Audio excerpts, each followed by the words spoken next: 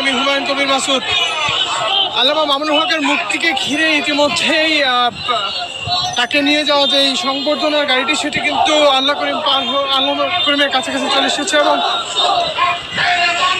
যে চিত্রটি দেখছি যে হাজার হাজার নেতাকর্মী তাকে কিন্তু সংবর্ধনা জানাতে ইতিমধ্যেই এখানে চলে এসেছেন এবং